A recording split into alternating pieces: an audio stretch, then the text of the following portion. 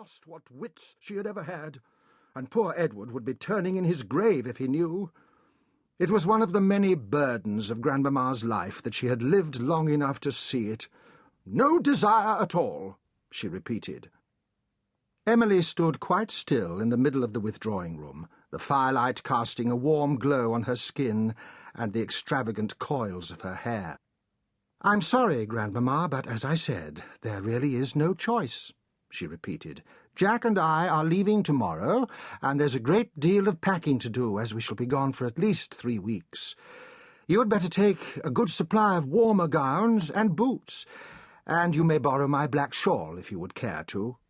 "Good gracious! Can they not afford a fire?" Grandmama said furiously. "Perhaps Joshua should consider a more respectable form of employment, if there is anything else on earth he is fitted for." "It has nothing to do with money," Emily retorted. "They are spending Christmas in a house on the south coast of Kent, the Romney Marshes to be exact. I dare say the wind will be chill, and one often feels the cold more when away from home." Grandmama was appalled.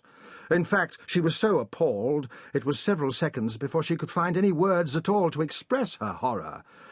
"I think I misheard you," she said icily at last. "You mumble these days. Your diction used to be excellent, but since your marriage to Jack Radley, you have allowed your standards to slip in several areas. I thought you said that your mother is going to spend Christmas in some bog by the sea. As that is obviously complete nonsense, you'd better repeat yourself and speak properly." "They have taken a house in Romney Marsh," Emily said with deliberate clarity. "It is near the sea, and I believe the views will be very fine, if there is no fog, of course."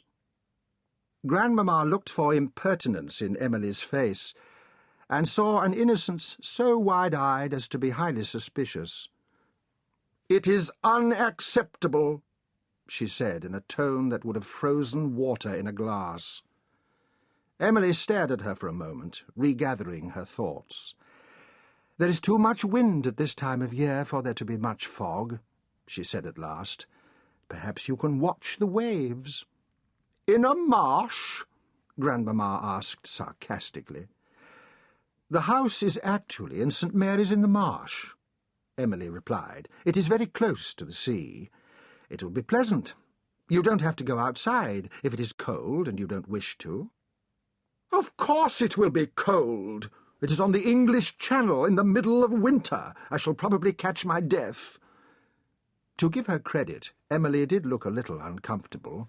"No, you won't," she said with forced cheer. "Mamma and Joshua will look after you very well. You might even meet some interesting people." "Stuff and nonsense," Grandmama said furiously. Nevertheless, the old lady had no choice, and the next day she found herself sitting with her maid Tilly in Emily's carriage. It made slow progress out of the city traffic, then sped up as it reached the open road south of the river and proceeded towards Dover, roughly 145 miles southeast of London. Of course, she had known the journey would be dreadful. To make it in one day, she had set out before dawn, and it would be midnight before they reached whatever God-forsaken spot in which Caroline had chosen to spend Christmas. Heaven alone knew what it would be like. If they were in trying circumstances, it might be no more than a cottage without civilized facilities, and so cramped she would spend the entire time forced into their company. It was going to be the worst Christmas of her life. Emily's thoughtlessness in gallivanting off to France, of all places, at this time of year, was beyond belief. It was an outrage against all family loyalty and duty. The day was grey and still, and mercifully the rain was no more than a spattering now and then. They stopped for luncheon and to change the horses, and again a little after 4 o'clock for afternoon tea. By that time, naturally, it was dark, and she had not the faintest idea where she was. She was tired, her legs were cramped from the long sitting, and unavoidably she was rattled and jolted around with the constant movement, and of course it was cold, perishingly so. They stopped again to inquire the way as lanes grew narrower.